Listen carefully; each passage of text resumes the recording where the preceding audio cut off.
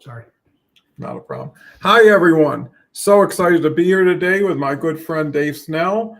And we're here for 60 minutes. Our word of the day is courage. Love to hear what anybody out there has to say about courage. Always great to be able to share stories and help each other. With that said, I'll turn it over to Dave and get a little bit of an update and initial thoughts on the definition of courage. Well, Don, thank you very much. And everybody, glad to be here as always. I know it sounds kind of repetitive to say that, but I mean it every time. Nothing much else new here, just keeping busy with life and keeping focused on the end goal of enjoying life as a whole. With courage, I struggled when I first saw that it was the word of the day, because it's a word that gets thrown around a good bit, and it's usually applied to heroes or people who do something beyond what we think is possible. And the military or first responders who generally don't get as much recognition, I think, as they should, are very courageous in what they do and heroic.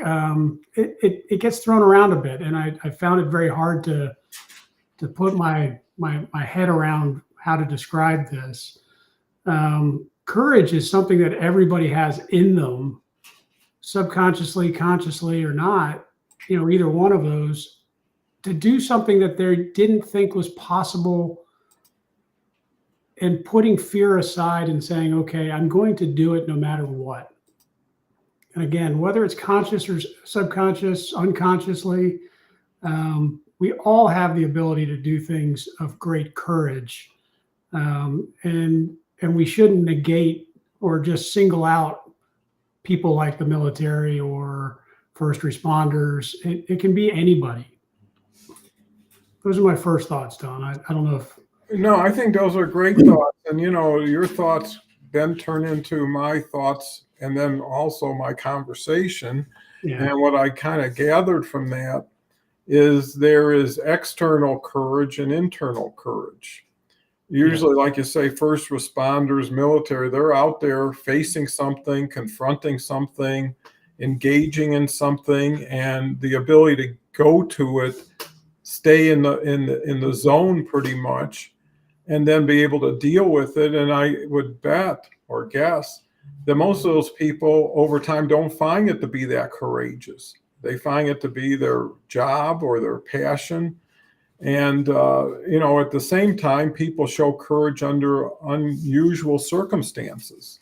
Some of the mild-mannered, easygoing people change in a second based on threat, based on circumstances. I mean, people who deal with hurricanes, that crosses every element of first responders. People are trying to preserve and save their property.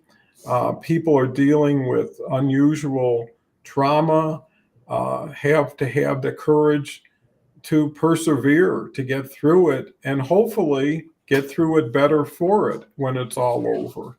And the same thing internally, it takes courage just to get up every day. It takes courage just to do the things you don't really want to do, but and deep in your heart you have to do or you should do. And I think being courageous saves you from a lot of regrets of, why didn't I react better? Why didn't I get involved in a situation? And maybe that helps people get more courageous. So I know, talking about the military, that's usually where the most courage is, let's say, visualized or seen. And again, it's from perspective. What's courageous to somebody is just secondhand to somebody else, and little things that might be significant as far as courage to you may be looked at like that's no big deal. But I think courage without judgment has a place too, because too many people want to critique something or fill in the blanks when it should just be accepted for what it is. So, thoughts? When I think of courage, again, we go back to the military very quickly, and I've seen some of the most dynamic people, the most aggressive people cower in the face of fear or stress, not even under combat conditions, just, okay, I'm stressed and I'm going to shut down. And then I've seen the most meek people just step up and say, you know, I'm going to take charge and I'm going to do what we need to get done. And it's a balance of, you can't just judge a book by its cover. And then at the same time, I think my main message today would be,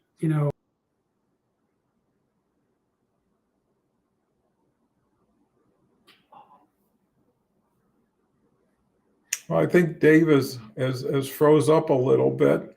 So I'll take the moment to uh, recognize our comments here today. Uzman's here. Greeting from Uzman.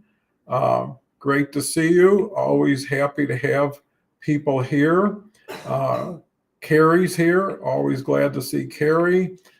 His joke was, as I was in my local grocery store, I told the woman stocking the salt and pepper that she must have been a seasoned worker. That's pretty good. And Carrie comes back with, I see in my past that when things got tough and I was in retail, when I had injuries, I ran from my problems. Now I'm having to have the courage to face that and attempt to deal with it. Well, very good, Carrie, because, it's always nice to talk about the positive, which is really something that can be self-fulfilling if you continue to see it, and writing it down does have power. So congratulations to you, Carrie. And it's the little steps that make the big difference towards courage. Too many people consider like Superman or something like that as, the prototype of what courage really is to people, but it's the little things that you do every day that takes you a little step further towards your goals, and really allows you to, make progress. Hi, Dave. I was just wondering which one of us was going to freeze first. I guess it was me. Yeah, and everything's cool. Actually was able to take the time to recognize all the comments here. So with that, we're kind of caught up and back in the swing of things. And, courage is something that you can see wherever you go. Again, depending on what your definition of courage is, what the threshold is. I guess the key is what comes before courage to allow courage to flourish. What's your thoughts on that, Dave? Fear is the first step in courage. It's whether you can recognize what's causing the fear or not. It's then the body's reaction to say, and this is what I was starting to say before, was it's the body's or the mind's way of saying, I'm not going to accept the conditions under which I'm placed, and I'm going to make it better or change the circumstances under which I'm placed. And that takes courage, that the body, goes into a reaction, the mind starts to think differently, that I'm going to take action. And that's the courageousness, is the act of doing something in spite of the fear, despite the negatives. People are told all the time, well, you'll never walk again. Or that's one of the points I was going to make before I was lost was, there's people who are told, hey, I can either accept my condition, I'm paralyzed, or I'm going to try to walk again. And it's those people who make the choice to go, I want to do something outside of what you're telling me I can do. That's courageous. It doesn't mean they're saving someone's life, like a military member or a first responder. They're doing something better for themselves that people have said no to. And they've said, I'm going to do it anyway. And that takes courage. In the face of negativity, being more positive and saying, I want to find a way out of this not negative perspective, but this, stuck feeling of, there's a girl I follow she's been paralyzed for 3 years, and her mission is to walk again. That takes great courage, because it's the work that has to go into it, despite everybody saying no. And that's where like I said at the very beginning, I struggled with this, because everybody thinks courage is that singular act that he ran into the hail of bullets to pull his buddy out of the maelstrom. But what about the day-to-day actions that everybody takes? Like you said, sometimes people getting out of bed takes a lot of courage because they just don't see a reason to get up. Mhm. So it's a very tough topic to get into. Heroism, courage. They're terms that you can't put a quantitative, a measure to. Everybody has it in them to be courageous and heroic. It's a circumstantial position. It's a reaction to some external stimulus with an internal motivation. And it's a very tough one. I really, the last 2 days, I've been scratching my head. How do I talk about this subject with Don? Well, that takes a little courage too. And, I like what you just said about the element of fear.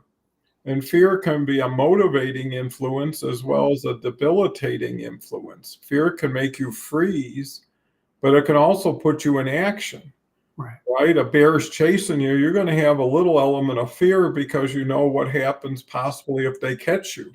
Yeah. That's why you're going to run faster than you ever ran before. Or just faster than the guy next to you. Yeah, for sure. And I think that's important. So sensing the fear is reality. How you deal with it is your choice. Yeah. So, you fear not having the money for the rent every month. Some people will hide and run and avoid it. Some people will get to work. Some people will take a second job. Some people will borrow money. If there's a saying, if it's going to be, it's up to me. Yeah. And you're the only person you can control 100%, waiting for a gift, waiting for a miracle. Maybe it happens. Most times it doesn't happen in your time frame if it ever happens. But taking action and knowing you tried, I think that's important. Like, hey, I wasn't able to outrun the bear, but I tired him out enough that he didn't hurt me too bad when he caught me. Yeah. Could be a situation. And I think then if we take the other extreme to courage, it's cowardice. Yeah. And what makes for a coward? Usually somebody who lets you down, and that really puts us back into a new dimension, is people tend to be more courageous when they're protecting something or working with a situation they're in. So in other words, if you have a family, you're going to be far more vigilant defending them than you would possibly yourself, because it's not a choice at that point. It's something you could never kind of live with. If you could have done something and you allowed something to happen, and now you have a situation of regret, you take yourself down another notch, you think less of yourself. I guess that's kind of goes with the saying, dying with your boots on. Yeah. It's like, hey, if you're going to do something, put it all on the table. You may never have that opportunity and that extra effort, that will allow you to survive and hopefully thrive. And in today's day and age, there isn't a lot of dependability like there used to be. There's a lot of volatility. There's a lot of risk when, it used to be do a good job, stay with a good company. If you do the right thing, 30 years later, you get a gold watch and maybe a little retirement. Now it's like, well, some company just bought us and they're not keeping us, and something just happened, did a dumb thing, and the company folded. I mean, so you always have to kind of be nimble, be on your toes, keep looking for new opportunities. And, there's another element that they say fear of loss is a bigger motivator than greed. Yeah. Right? People come in your house and want to steal something, you're going to probably be a little bit more defensive and maybe offensive. But if someone says, hey, there's a job down the street that pays this, and you could now have extra money, most people will go back to comfort. Yeah. What is easy, and what's easy to do is easy not to do, and vice versa. One other word I picked up that's been around forever is inch by inch, it's a cinch. Yard by yard, it's hard. Yeah. So if you can say, okay, listen, I just started some weight training, and you don't know what shape you are in until you test it. Yeah. And then something very simple seems, wow, this is a little more challenging. And then after a while, you do it every day, and all of a sudden, it's easier to do. And then all of a sudden, you add a little more weight, but not too much so that it makes it like, boy, I hate doing this every day. But just enough to make you stretch a little, makes you move a little bit in ways you might not have. And what happens at the end of the 10 minutes or whatever period of time, you feel proud of yourself for completing something, and the other thing I see is really having a plan, a timetable that you can work with. Too many people want to lose 30 pounds in 3 weeks, and I guess it's possible if you did everything of not eating, exercising, and blah, blah, blah, but it's not sustainable. And that's the worst thing, is climbing halfway and slipping down and want to get back up again. And I think that's where courage comes from. Anybody who's on top and winning and they're in the sunshine, doesn't take much courage to be in that position. But when you've been knocked off your horse or blindsided even, that this all came out of the blue and all of a sudden you're back to even maybe worse than you started. Some people just say, I can't do it. I don't want to do it. I've had enough. And when you call it a day on yourself, it's all over. They say quitters never win, winners never quit. Well, you never lose until you quit, because that's when you got to add up the score. You might be losing. You may never even get to winning. But sometimes you play for second place. Sometimes you're happy just finishing, and I think that's really a more important message, is don't be competitive. Don't compare yourself with other people. So, and if you want to look up, look down at the same time and just see where you are. And then I think a lot of it has to do with importance and priorities in your life. Some things are more important than others, and some things change. So how are you seeing the dynamic nature of not only courage, but getting back in the game? Well, getting back in the game, that's a tough one. Courage, I'm going to take us a different track, I think, a little bit. Oh, for sure. We've talked about physical courage or action, but what about moral courage? Mm-hmm. And we've mentioned several times in the last few months of, the dynamic of the world and the way things are changing. Not to get political, but we have dynamics that are changing and people are on one extreme or the other. There's really, where's the moral courage to say that's not right? That takes courage to say, I could either go with an extreme or I can stand up for myself or others and say, I'm not going to play to one side or the other. And that happens all the time in business, where the boss says, hey, we're going to go down this path, even though every indicator says it's wrong. And everybody's, yes, sir, we're going to do it. Yes, boss, I think it's great. I want my next, bonus check. But what about the guy who says, I think that's a mistake, boss, and here's why. And everybody snickers, and he lays out why. And, it may or may not come to pass that the boss says, okay, you're right. Let's take a step back. He may fire you on the spot. It still takes courage to be against the grain, is my point. It still takes courage to stand up for yourself and your opinions, or the opinions of others. Maybe you're the guy on the sideline who says, hey, I think Don has a point. I'm going to stand up and say, boss, I agree. Despite my agreeing with you 5 minutes ago, I think there's some points that need to be assessed here. There's so many ways that people can be courageous. Again, I'll go back to that, the opening where I said that it's not just a physical thing. It's not just a military thing. It's a day-to-day action that we can all take that can be courageous. Now, is it something that I want to go out and say, well, I got out of bed this morning, I'm the courageous one, and I'm going to give myself a medal? No, it's not. That's not the point. It's our internal fights and struggles that make us who we are. I don't need to brag about every courageous, quote unquote, courageous thing I've done. I know that it makes me who I am day to day. And it's when those blips come up that you have to step out of your skin and say something to your boss, raise the car off your child, whatever it is, those are the times when you say, I've trained myself to be courageous and I did it when it was necessary. Yeah, I think that's beautiful. And I love that, the moral side of it, because, there's a saying, if you don't stand for something, you fall for anything. Yeah. And it I applies. think we're seeing a lot of that in the nation today on numerous topics. Absolutely. And everybody is more courageous when they're in a group. Yeah.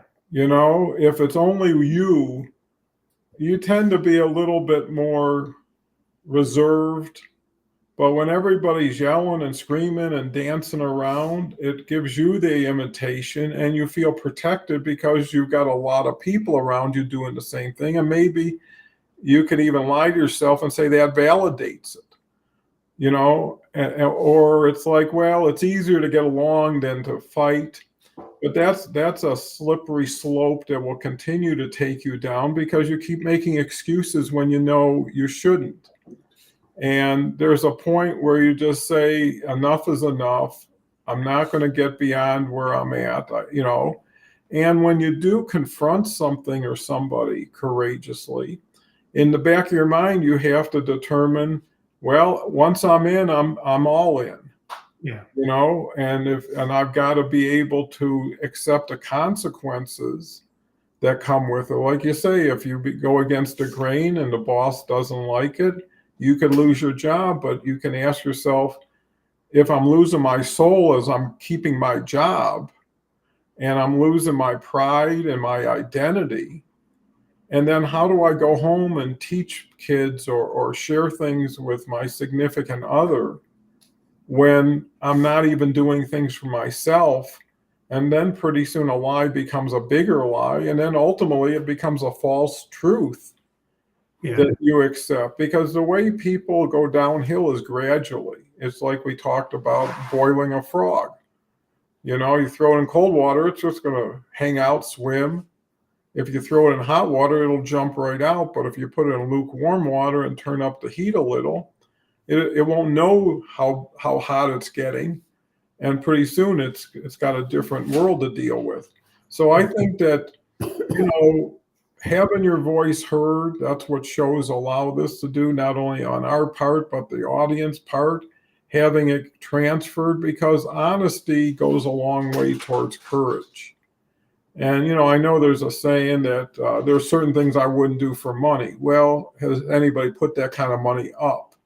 Yeah. And at that point, would you walk away? Maybe you would. Maybe you wouldn't. I know there's definitely things I haven't done for money that I could have done. It was easier to take it or do it, but I just didn't want to be a party to it because it was a continuing situation. And, you sell your soul. How do you buy it back? Or even can you? And you only live here so long. And in relationship to all of time, your time on earth is not even a piece of sand on the beach. Yeah.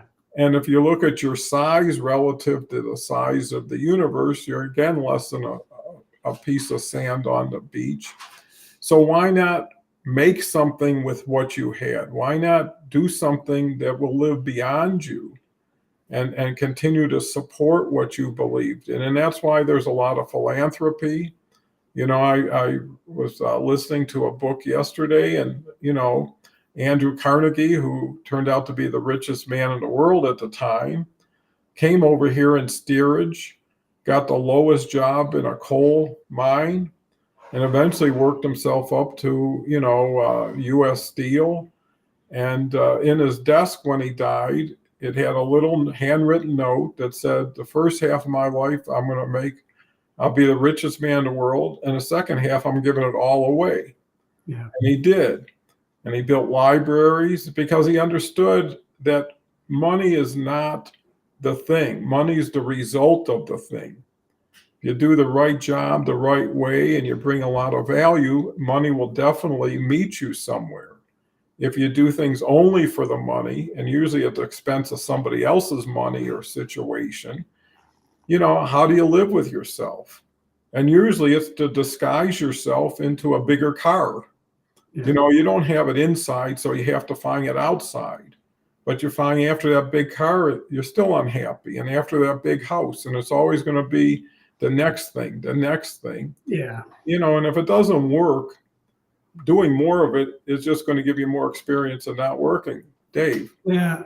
I think what I'm hearing is a lack or a need of individually doing the internal assessments. I think we've gotten so wrapped up in our external lives of the next car, the next big house, the next big job, that I don't know that, you know, I've mentioned many times in the show, I talk to the neighbor kids here, teenagers, and I've known them for 8, 9, 10 years now.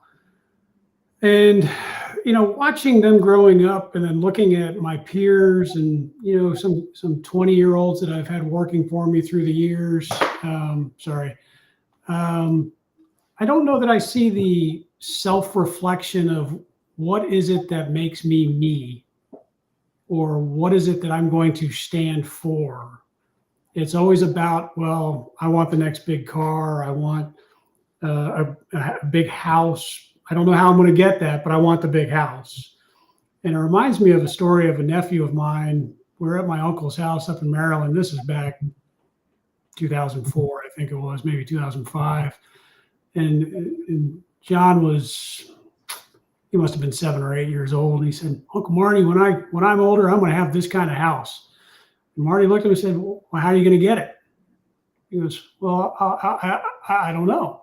You know, he's 8 years old, but my point is that I think that translates to even teenagers and 20-somethings. They just think, oh, well, I will have this. They don't know the process or what they stand for to make it happen through struggle, through decision-making, through study.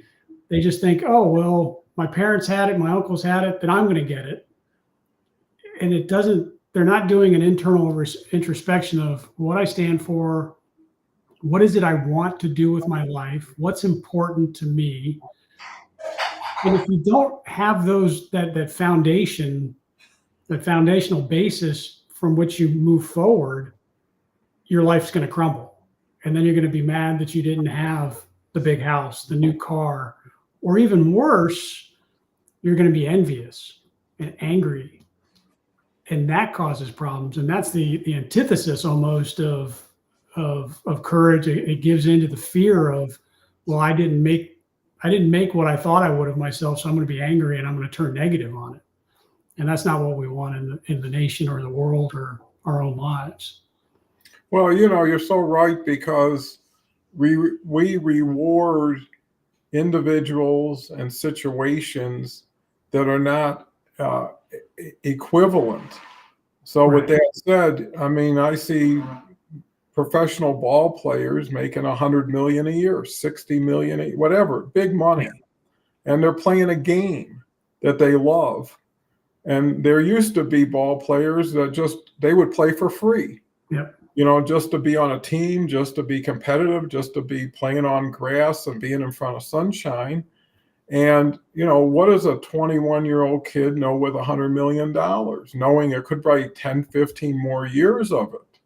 And what happens is they don't grow up, they grow out. Yeah. You know, and all of a sudden they got 6 cars, you know, all kinds of stuff. And ultimately they tend to lose it all because it was based on one skill that won't last very long. I think the average professional football player, I think, is about 2.5 years of that. Yeah. And that's if you can qualify and make the team every year. So if you only got 2.5 years to support you for maybe 50, you almost have to divide that salary into 50 years, knowing that you're going to be just an everyday guy or gal who's going to have to figure out how to make regular money after you made super money. Yep. And it all goes back to that saying I always say, it's better to be in the dark than go to the light and go back to the dark. Because once you've seen what it was or what you had, everything else seems a little bit smaller. Yep. And I think that's really one has to decide, who are your heroes? You know, when you used to ask people, George Washington, Winston Churchill, I mean, Gandhi. I mean, you can keep going on. And these were great people because they made great things happen for their people. And a lot of when we're talking about courage, are the people who planted trees and knowing they'll never sit under them, but they continued to do it. They did their part. Maybe they did 20% and that's all they could do, but that 20% was essential to getting the deal done. And then who are you mentoring? Who are you working with?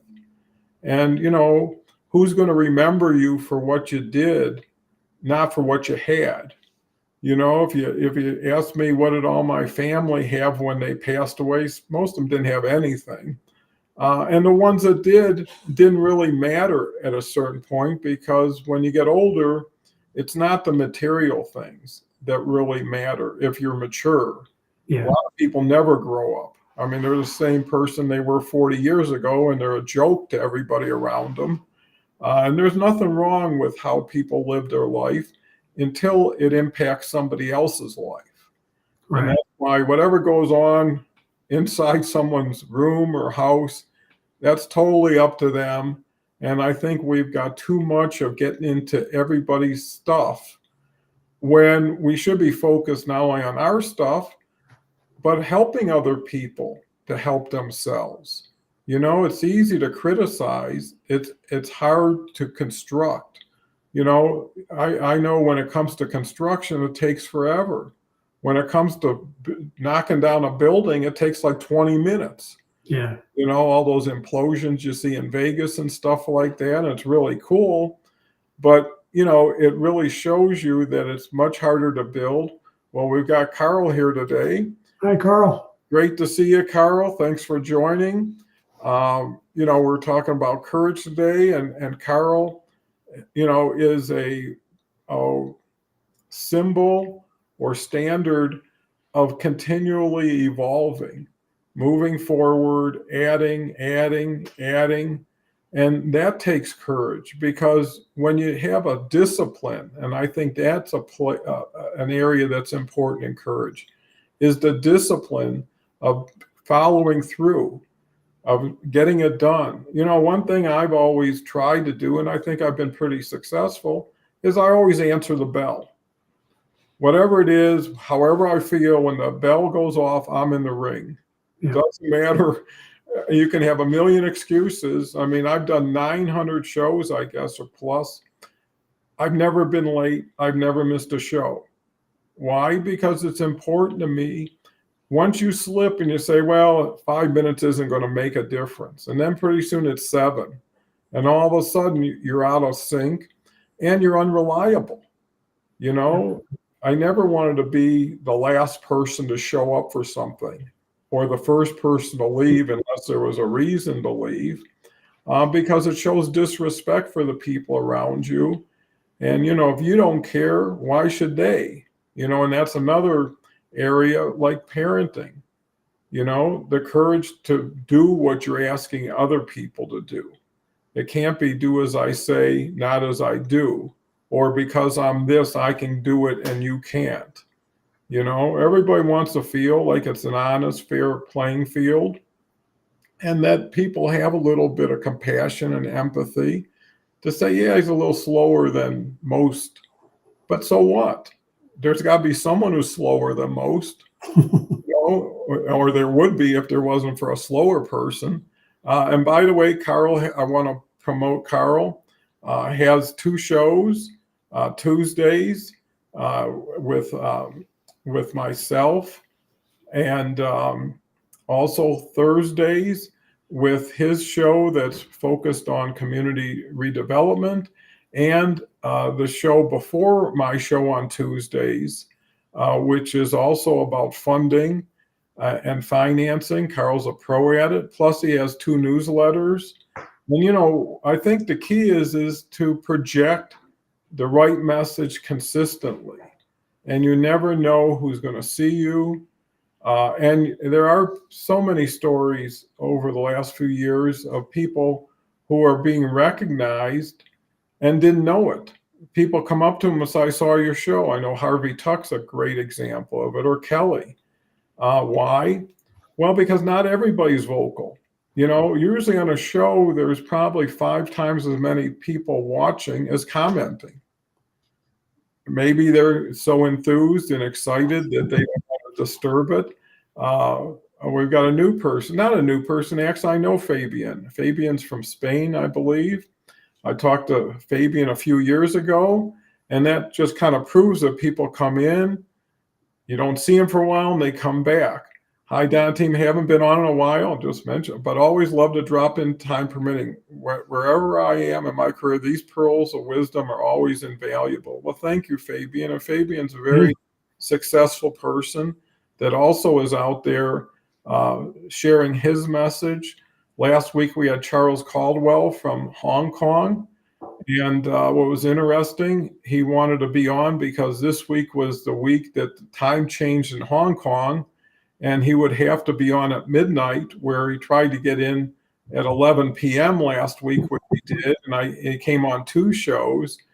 So you build these relationships that may not be daily, but the value is already built in. And every time I would call Fabian, we'd have a conversation, would pick up where we left off.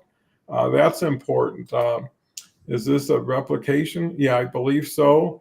But thank you, Fabian, for remembering us, coming back, and, again, it reminds me of, the guy from Roger Daltrey, who was lead singer of Who.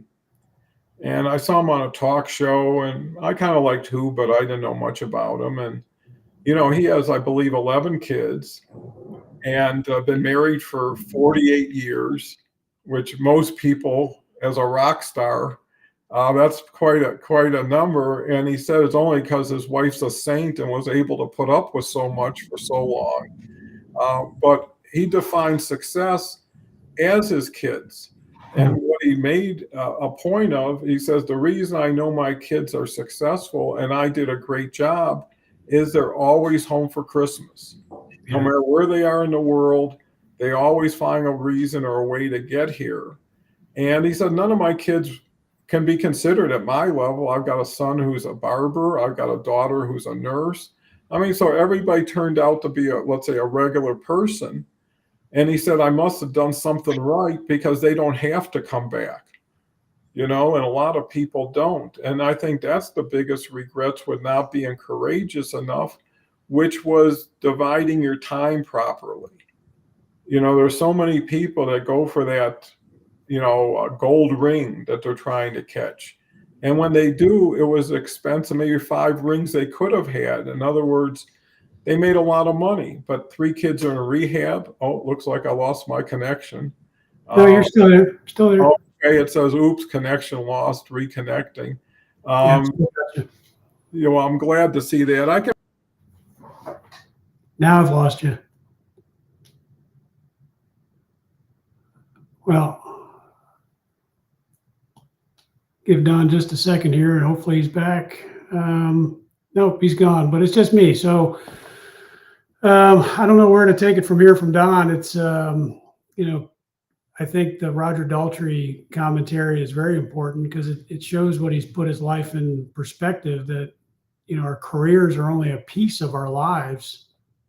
And I've seen so many times with the military that guys sacrifice their families, their personal health, their personal well-being in general for the military. And they say, okay, if I can't be in the military, then that's it. Courage, I keep going back to this in my head, is it's an individual thing, and not everybody is going to understand what the courageous act that you did or didn't do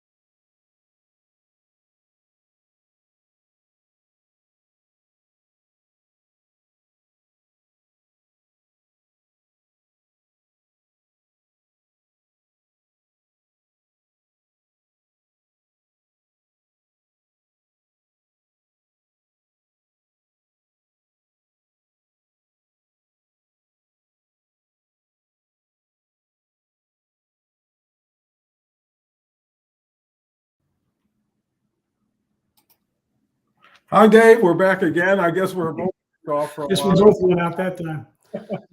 Yeah. I don't know if the audience stuck with us.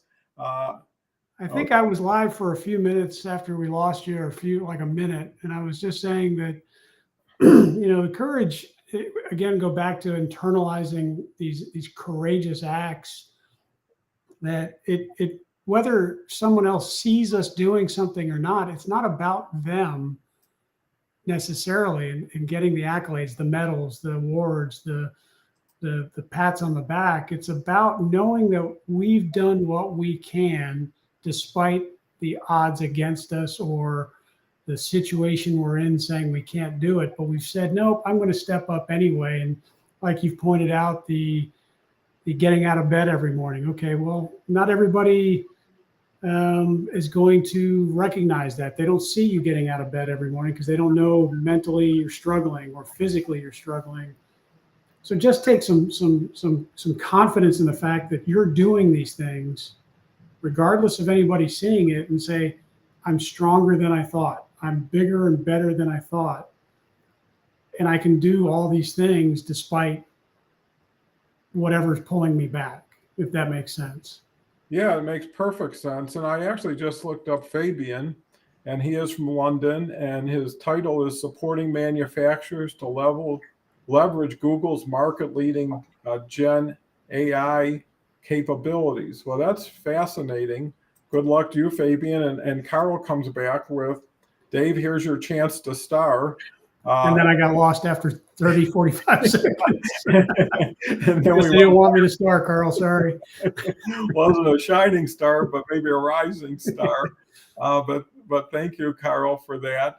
And it's also knowing when to leave, and when to stop at the right time, because some people wear out their welcome.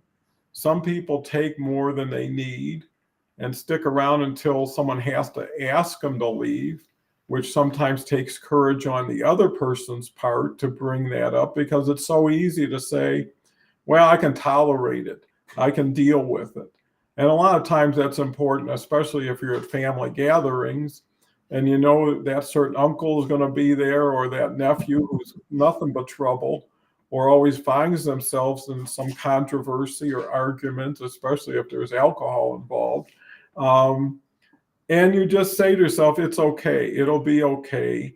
You got to know when to hold them, and you got to know when to fold them, and there's times when you say, hey, this is a game that I don't see myself winning. So what's the best I can do? What's the least I could lose, instead of how much more can I gain? And then how often am I ever going to see these people? Because when I left Detroit, I left my whole family behind in my 20s. And I always felt a little bit bad about that, especially the older relatives who may not see me as often. And, I tried to leave better than I came. I never wanted to have an argument with somebody, because it would be open until I get back there. And what difference does it make? In most cases, everything is tomato, tomato. Everybody wants to talk or engage or argue about something. And I look at the topic or the situation like, I don't even care about this. And people get surprised if you just say right off the bat, you win. Yeah. You're right. I don't care, or I care, and you're the greatest. Whatever you have to say. And there's a point there. Kelly's here. Well, we got our all-stars together. Super tardy to the party, but good morning, y'all. Well, Kelly, I can never compliment her enough, because she deserves so much. And it's not just superficial compliments, but it's genuine, for the quality of person Kelly is, for what she's contributed to the show, but also what she contributed to me and so many other people that are in our group, the cohort group that we meet every other Thursday. And Kelly's doing some fantastic things for Wheelchairs for Warriors. She's got a heart that's full of gold. And I was going to say, I guess there's an event this weekend in Winterland, Florida, I think on November 2nd, that she's posted on her site. I was going to bring up that I think it's a walk with the Wheelchair for Warriors or something, for mental health or something. I only bring it up because I looked at it. I was like, if I didn't have to go to my daughter's cross country trip, I would make the trip down for it. But She's Well, always up to something great. yeah, and she just attracts the best and also provides the best because I watched her show, The Awesome Journey, and saw some amazing people. Actually, Kelly, while we're talking in front of the world, uh, the general got hold of me that we both know and was interested in getting back on a show. So maybe we can put something together. I know Dave has been with them before, and he's got a fantastic story, the bipolar general. Yeah. And you would wonder. I know me and Kelly said, "Well, who would have thought we're talking to a major general?" When we started this show, and someone who really looks forward to being with us and participating, and it raises your, let's say, self-image to say, "Yeah, I can go nose to nose with anybody in a conversation, or at least I know how to listen well and be respectful and polite." And here's Kelly says, the Challenge 22 Walk 2024 Prevent Veteran Suicide and Wheelchairs for Warriors will receive a portion of proceeds in Winter Garden, Florida. Well, they sure picked the right person, Kelly, for the position of being outreach. And I know you're going to bring value beyond just the direct value you provide to these vets. Yeah, Greg for sure. So I'll set something up with Greg. Go ahead, Dave. I always crack up because everybody's like, I met Greg last September when I was down. He lives just south of my parents, and he's in Cocoa Beach. My parents are in Cape Canaveral, and I had coffee with him and his lovely wife. And I went home, and my dad's friends are, "You met with a major general?" I'm like, "Yeah, it was Greg. What are you talking about?"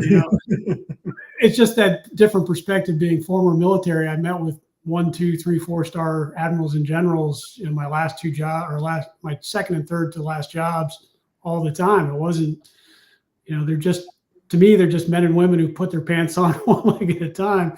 But my parents' friends were just like, "Oh my gosh, you met a general," and I'm like, "Yeah, okay, it was Greg."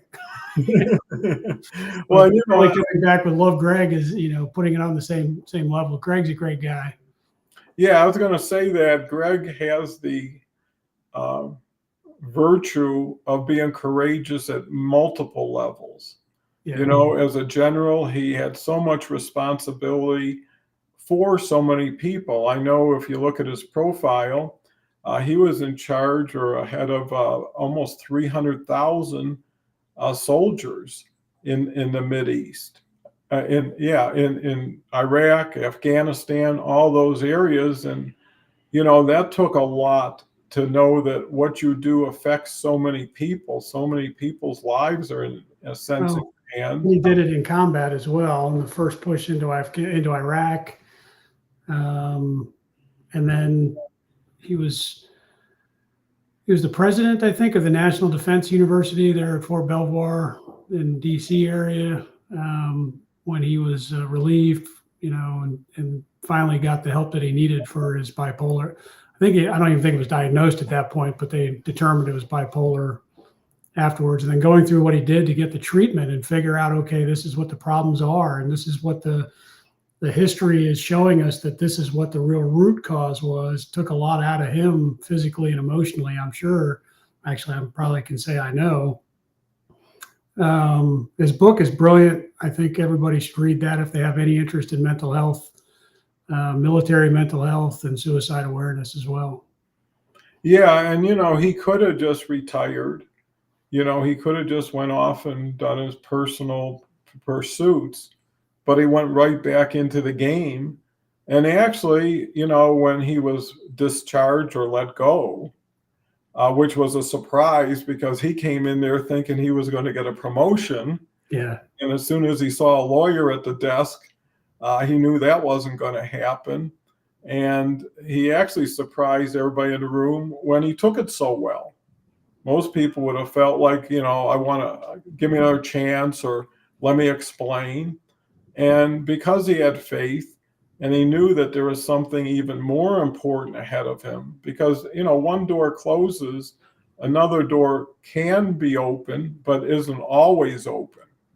You got to walk through that door. You got to identify it, and then you got to go do the work, Right. And if you can't replicate what you did, you probably don't know that much about how you got there. You might have got lucky, But if you can go on to something even bigger, in some ways better, because it looks like his whole career, including outside the military, was helping and supporting people. And he found a way to relate probably more to the people he is working with now than probably the situation he was in at the end of his career. And it Right. just shows that reinvention is courageous. We talk about the athletes. Some do really well and then go off and you never hear from them again, or they do really bad and you hear from them the wrong way. But they usually dedicate themselves to a cause. And it's usually people that had a difficult time themselves. A person that comes to mind is Shaq. Oh, I was thinking of him earlier too. Yep. He's got lots of money, lots of stardom, got a great NBA show he's on. But he is one of the biggest contributors to the Boys Club of America. He does things anonymously that nobody knows about. And why? Because he grew up poor. He grew up without anything, and he moved around. Actually, his dad was a sergeant and got really his inspiration in Germany when his dad was stationed there. And it's a way of paying back. There's a point where you've been blessed and you have so much. A lot of people will continue to get more. And a lot of people, to the Andrew Carnegie example, will start to share. And, a little thing from a big person is a big thing to a person just getting on their feet. Yeah. And one quick Shaq story is that he just started with Orlando Magic in his career, had a tough game, called his dad up and was complaining. And it's like, what are you talking about? What are you complaining? You're one of the luckiest guys to be where you are doing what you're doing. And he says, come on over. And it was like, I don't know, 2 a.m. And he said, okay. And he was very respectful of his parents. And his dad says, come on, get in a car with me. And he drove him to one of the worst places in the city, a slum. And they found some guy sitting on a doorstep. And he said, go up to that person. That's a person who really does have something to complain about. And talk to that person, see what you can do to help them. And he talked to him and eventually found a friend had an apartment, got him a job, and put him on his feet. And he says that's really what you have to focus on, is the lucky people have to reach down and help the other people. And it is gratifying because it's crumbs off of someone's table, but that's enough for someone to eat. And I think that's where compassion, empathy can be an ingredient in courage. So, I never expected to have so many wonderful comments and guests here today, especially when technology took us out of the game. If we would have stayed out of the game, we wouldn't have been here for them and they wouldn't have been here for us. And I think that's the other thing, is having people with you no matter what. I know Jim Rohn said the definition of a great friend is being unlawfully jailed in a foreign third world country, and ask yourself who would come and how long would they stay there to get you out, and how much would they pay? He says those are your true friends. Yeah. Anybody that wouldn't pass that definition is just a friend, not a good friend, and maybe a fair-weathered friend. And know the stronger you are, the more you can help people, and the weaker you are, the more help you need from people. So in a way, you're drawing from someone else's situation if you can't hold up your end of the bargain. And being unselfish is a key word to element to being courageous. Is like, I'm as hungry as you are, but I know it means more to you right now. So take the whole sandwich and I'll wait. And I think Dave made the point is, courage is when you're alone in the dark, when no one sees what you're doing, when you could have done anything and nobody would have known about it. And I've heard stories like that. My son had a story like that. He was coaching high school basketball, and he had a tournament in Salt Lake, and the school was Bishop Gorman in Las Vegas, which is like a gated high school. They recruit people from all over the world for their teams. And it happened to be his mother's birthday, my wife, that weekend. And he says, I'd like to come in and see mom for her birthday. I said, great. But it turned out to be this horrendous blizzard. And I said, John, whatever you do, fly in. You can fly into Denver. You don't have to drive. And he said, no. I said, well, if you can't fly, do me a favor, don't come. So anyways, I was thinking about it and I felt kind of bad. And I called him up. I said, listen, you're 21 at the time. You should make your own decisions. Do what you got to do. And, that was the second one. Anyways, not to go too far, I told, whatever you do, don't come in. You're going to make me angry. And he said, okay, I don't want to do that. And I called him later on. I said, no, I thought about it. Do what you got to do. And he said, when you first called me, I was in Cheyenne already. Oh, wow. 90 miles away. Now I'm back in a blizzard on my way to Salt Lake. And he didn't have front wheel. He had front wheel drive. And I said, do me a favor. If you're in a blizzard, find the nearest hotel. Yeah. Check in, get a room, and take care of yourself. Anyways, he was in Denver the next day at 8 a.m. But I said, why don't you tell me you were in Cheyenne? I would have never told you to go back if I'd known you're only an hour and a half away. And he says, well, you would have never known it if I didn't tell you. And I said, well, you would have always known it if you wouldn't have told me. Yeah. So, it's a lesson we all learned. Here's a comment. Carrie and I had some courage the other day when I was running an errand. There was a homeless guy in the road and others were flipping him off since he was in a wheelchair and in the road. I took the time and parked the car and got him out of the road and to a spot where he wanted. Made sure I saw him and got him where he was safe. Then he got what he needed.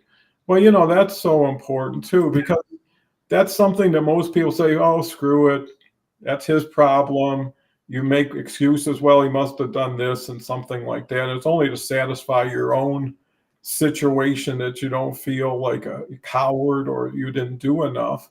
So it's really the little things done over time that make a difference. And sometimes those random acts of kindness can go a long way, because when you can help somebody out and you see the smile on their face or the gratitude in their eyes, you ask yourself, well, what did it cost me? 10 minutes? What did it cost me? $10? What am I that I don't have 10 minutes for someone in need? And if that's the case, why would I expect anybody else to help me if I wasn't willing to help people? So it really comes down to your heart, your soul. Your brain is kind of counterintuitive and productive at times because it'll rationalize, it'll justify. But when you feel something and you know it, that's when you need to act on it, because that's when you're really true to yourself. So, Dave, I know we're coming up on top of the hour. I mean, it's been a fantastic conversation. I mean, it always is, because we start with a word. Whoever drives the car for a while takes us down the road. Another person can slip into the driver's seat and pick up where that person left off. And really, depending on the person, because it is kind of like a tandem thing. Yeah.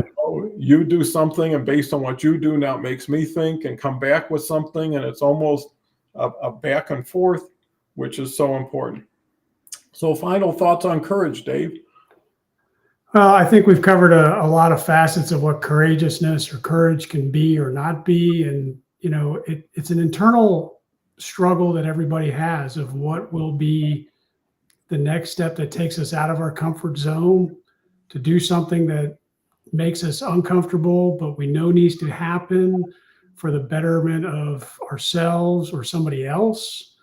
So in the end, it requires a lot of internalization and understanding of ourselves and a little bit to the environment around us. And I just want to finish with, since we've touched the subject through Greg Martin, and then the Prevent Veteran Suicide, Wheelchairs for Warriors event this weekend. I think it takes more courage for someone to admit they need help, whether it's suicidal, ideations, intent, depression, anxiety, post-traumatic stress related.